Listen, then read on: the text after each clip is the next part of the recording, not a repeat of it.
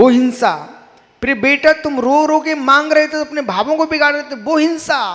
अरे बालक फिर तूने ये तमंचा खरीद करके ये चलाई चटपटियां, तो यानी उसमें जीवों की हिंसा, हिंसा ही हिंसा की है। इसमें मिला क्या तुझे बेटा? कम से कम तू मिठाई खा करके मन में भगवान का नाम भज लेता और चित्त प्रसन्न होता।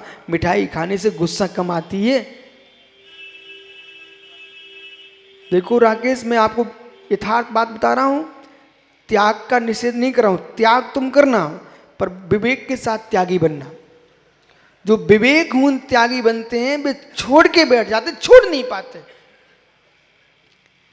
पतली करने चल देते, पतली नहीं कर पाते। संजय, राकेश गया, गुरुजी दीक्षा दे दो। गुरुजी ने की बेटा पतली करो, तो उसने 1 महीने के उपवास ठोक दिए। अब भैया पंडित है, उसने ठोक दिए।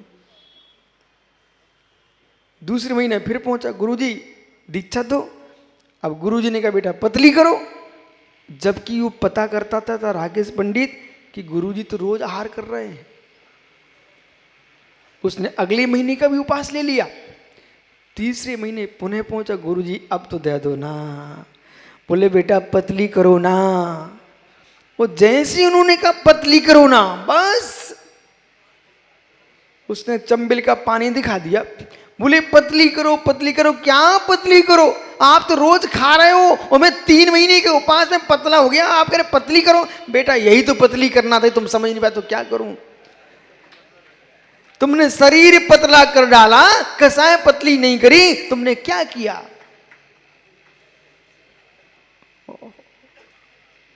पतली करो। छोड़ बैठे, छोड़ नहीं पाए। मीठा छोड़ बैठे। सुनो ना ज्ञानी, मीठा छोड़ बैठे पर क्रोध नहीं छोड़ पाए। आपको बोध होना चाहिए, हर विषय का ज्ञान होना चाहिए। पंचसंग्रह कर्म कांड का अध्ययन करना चाहिए आदमी को अच्छे से। पंडित जी, प्रत्येक कर्म का 9 कर्म होता है। उस शरीर को हार्मोन्स चाहिए। दुबला पतला आदमी वो मिर्च खाना छोड़े नहीं, उसको गुस्सा तो आनी है। चटपटा खाता है, चटपटा खाना छोड़ना नहीं चाहता, तो क्षण क्षण में कुपित होगा वो, कोई नहीं बचा सकता। जो शांति से जितना आवश्यक है उतना उसने जरा सा मीठा लिया। अधिक मीठा खाओगे तो घोर बीमारी हो जाएगी। ये भी ध्यान रखना। सबसे ज्यादा कब्जियत होती है तो उसका नाम मीठा। सबसे ज्यादा कब्जियत होती है डॉक्टर, उसका नाम है मीठा।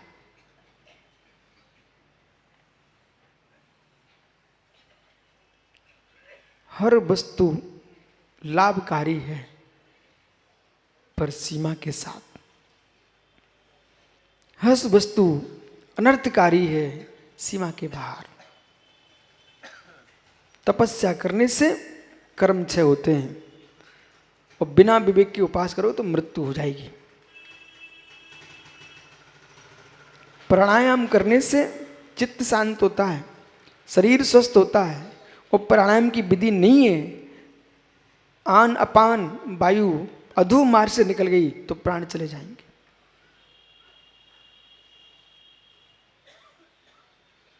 अंकित, उस तरह से ये तेरे चेहरे की घास उतर जाती है, पर उसको चलाना आना चाहिए, अन्यथा गाल छिल जाएंगे। मुनि बनने से मोक्ष मिलता है, पर मुनि बनने करके विवेक होना चाहिए, अन्यथा मित्र तुम तड़प तड़प के मर जाओगे। क्योंकि जगत में आप निमित्तों का नाश नहीं कर सकते हो। जगत में आप निमित्तों का नाश नहीं कर सकते हो। अंत में आपको उपादान पर ही लग चले जाना पड़ेगा। उपादान को ही संभालना पड़ेगा। और जैसा उपादान चाहे वैसा निमित्त बना सकता है।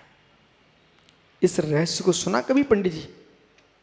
जैसा उपादान चाहे वैसा निमित्त बना सकता है।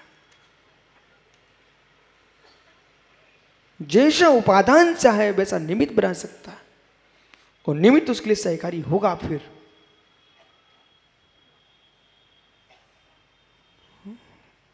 देखिए प्राचार्य जी, उन दिनों की याद करो जब चंबिल पर पुल नहीं था, कुंवारी पर पुल नहीं था,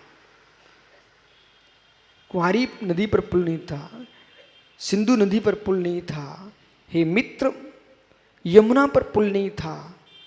तब नगर के नगर लोग छिके रहते थे। बाढ़ आ गई, लेकिन मित्र जो तुमड़ी खाने के काम में आती थी उसे सुखा करके आप उसी तुमड़ी से तुम नदी पार कर लेते थे, नहीं कर लेते थे। जैसा उपादान चाहे वैसा निमित्त बन जाता है।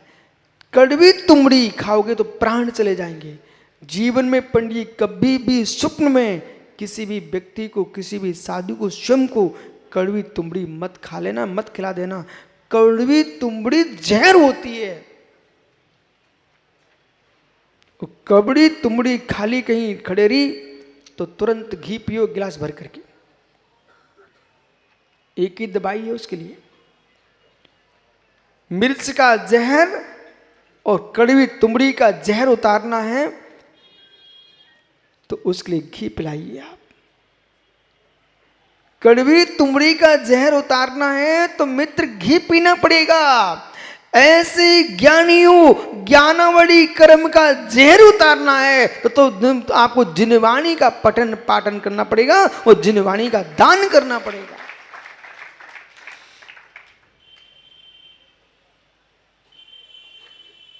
कड़वी तुमड़ी मत खाना, कभी लोभ में मत आ जाना, प्राण ले लेगी।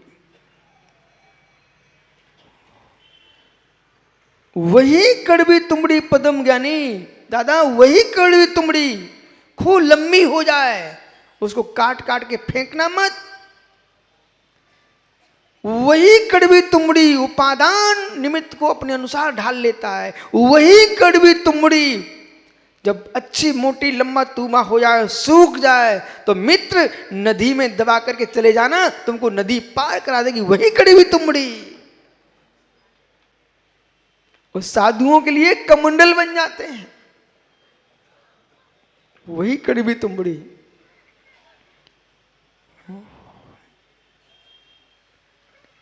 किसी वस्तु को आप गलत ही साबित मत करो। जिसका जो उपयोग है उसका वो उपयोग करो। पंडित जी इधर देखो ज्ञानी, घर में चमीटा ना हो तो भूखे मर जाएगा। घर में चमीटा ना हो तो भूखे मर जाएगा। वो चमीटे की भी जरूरत है पंकज, लेकिन घर में जब तक जरूरत तभी तक कब चमीटे के पास है ना। कि देवी देवता में ठन गई तो चमीटा छोड़ेगा नहीं। हो। जो चमीटा पेट भरवा रहा था वो चमीटा पेट छिलवा देगा। उपादान जैसा होता है निमित्त वैसा बदलता। आप समझिए मैं क्या बोल रहा हूं। जिस चमीटे से फूंकनी जानते ना, फूंकनी, अब चमीटे फूंकनी की बात करो आप तो। ओहो, जिस फूंकनी से तुम चूल्हा यानी फूंक रहे थे और जिस बेलन से रोटी बेल रहे थे, प्राचार्य जी इस शादी विवाह में थोड़ा दूर से जाया करो। अब वृद्ध अवस्था है, ये माताएं बहुत उपद्रव करती है। फिर उसी बेलन से पीटती पीठ को, यानी जिस बेलन से रोटी सेकती है वही बेलन पीठ फेर सेक देता है। निमित्त वैसा होता है जैसा उपादान होता है। यानी जब भावों में रोटी बनाने के भाव होते हैं तो यानी बेलन से रोटी मिलती है, और किसी सिर फोड़ने के भाव आ गए तो वही निमित्त। ये बातें बाहर की अब छोड़ो।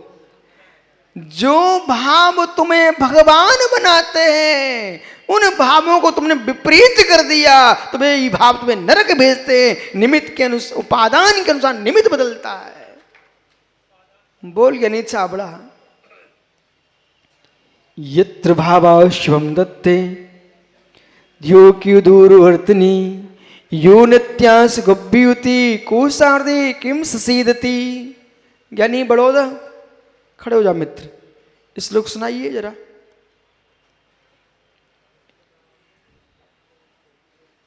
वर्तनी, बहुत बढ़िया, ऐसे पंडित देश में आज भी हैं। बेटा अब और भी ग्रंथ तैयार करना है, विराजो। जो भाव, जो परिणाम मोक्ष भेज सकते हैं, क्या संजय वे परिणाम स्वर्ग नहीं भेज सकते? जो व्यक्ति 4 कोस तक वजन रख सकता है, क्या वो आधे कोस नहीं ले जा सकता? जिन भावों से हम भगवान बन सकते हैं, वे भाव में स्वर्ग भी भेज सकते हैं। और कहीं भावों में विपर्यास हो गया तो वे नरक भेज देंगे। भगवान कुछ नहीं करेंगे, वे तो कहेंगे बेटा हमने तो कहा था, जैसा कर्म करोगे वैसा फल पाओगे। 4 वेद 18 पुराण में बात मिली है 2। सुनो ज्ञानियों, 4 वेद 18 पुराण में बात मिली है 2। सुख देत सुख होत है, दुख दे दुख होत। चारों वेदों में 18 पुराणों में वैदिक दर्शन से बोलूं तो उन्होंने लिखा हुआ है कि सुख देने से सुख मिलता है और दुख देने से दुख मिलता है। अब आप देख लो, जो करना सो देख लो। आप ज्ञानी बनना चाहते हो तो दूसरे के ज्ञान में विघ्न मत करो, दूसरे के ज्ञान में विघ्न मत करो। ये बात तो दुनिया कहना जानती है, अपने ज्ञान में अपने द्वारा विघ्न मत करो, एक कहती जिनवाणी है। कैसे कैसे विजय चौधरी मित्र, तेरा मस्तिष्क इतना अच्छा काम कर रहा है और फिर भी चेहरा लटका तू बैठा है।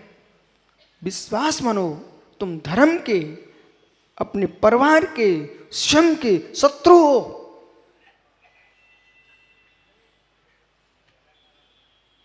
क्यों स्वामी, क्या कर दिया?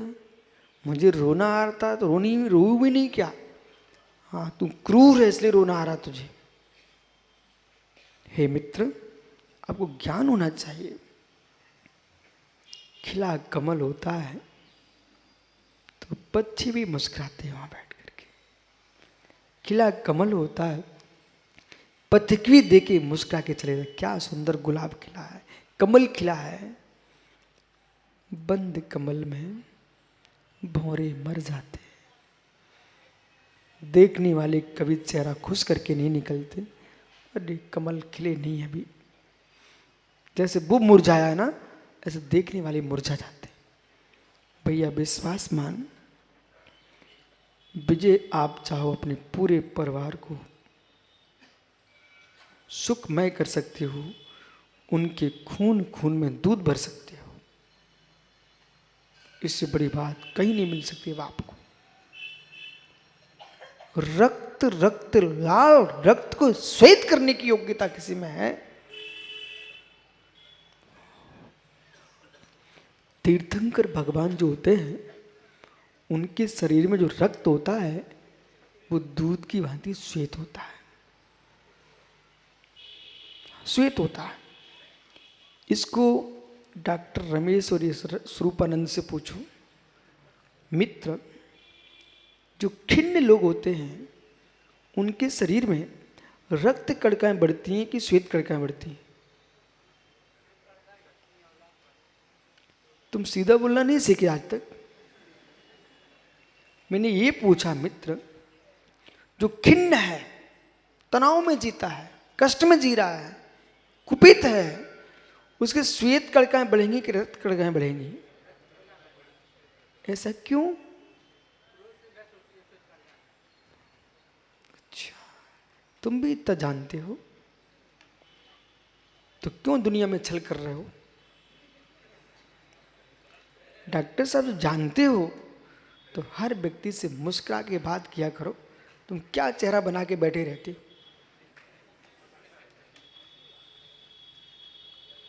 मैंने 6वीं क्लास में पढ़ा था श्वेत कणिका रक्त कणिका।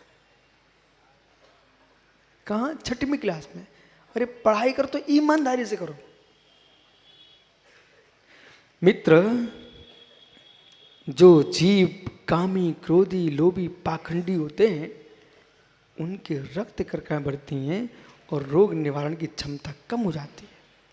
जो पुरुष शांत होता है, साधु स्वभाव होता है, उसकी श्वेत कणिकाएं बढ़ जाती हैं और रोग प्रतिरोधक क्षमता बढ़ जाती है।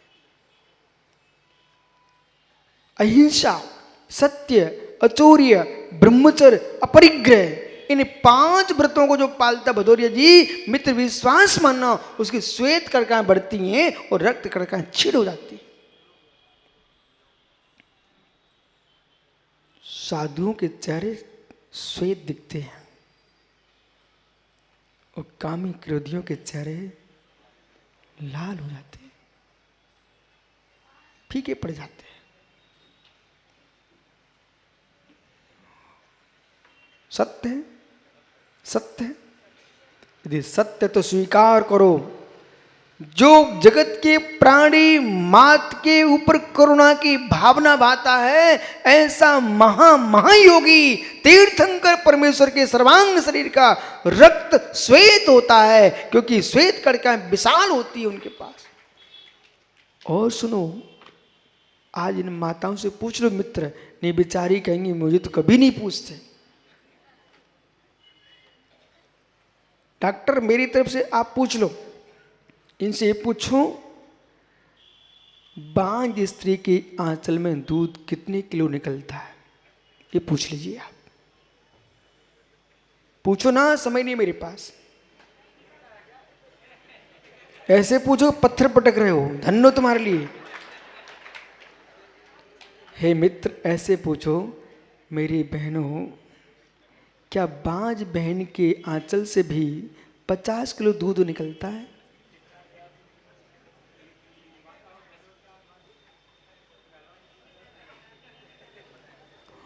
नहीं निकलता।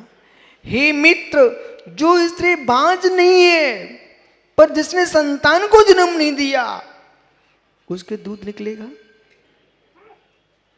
नहीं निकलेगा। खड़े हो जाओ, कैसे निकालोगे? बहुत बढ़िया, महात्मा जी खड़े हो जाओ। जिसने संतान को जन्म दे दिया, गर्भवती हुई नहीं है, पुत्र ने जन्म लिया ही नहीं है, परंतु बांझ नहीं है, ब्रह्मचारिणी है, दूध निकलेगा? पंडित जी टोपी ऐसी नहीं लगवाई। समझ गया नहीं पंकज? जब तक गर्भ में बेटा नहीं आएगा, पुत्र का जन्म नहीं होगा, तब तक आंचल में दूध नहीं आएगा। बेटा समझो, एक बालक को जन्म देने वाली मां के आंचल में दूध भर जाता है। जिसको एक से दुलार होता है, उसके आंचल में दूध भर जाता है। जिसको प्राणी मां से दुलार होता है, उस परमात्मा के सर्वांग दूध के समान कौन होता है?